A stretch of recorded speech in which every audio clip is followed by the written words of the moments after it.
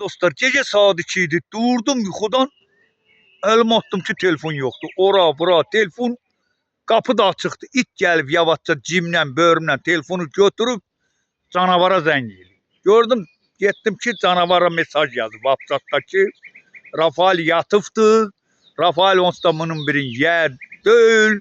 Sen gel dükkandan bana 5 kilo saskal, 2 kilo kalpaza, bir tane de 700, gel 2 tane kuzunu apar. Gördüm canavar elinde zəmbil kapını döydü geldi. Elə zəmbili itə verip kuzunun içine aparanda canavarın yakasından tuttum dedim ne gelsen.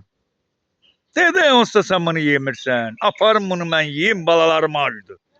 Ben sana bir meşok vermeşil, bir vedra şor, 2 zəmbil makaron getirelim. Dedim canavar düzdür. Yani 30 baş koyun var kapıda onun.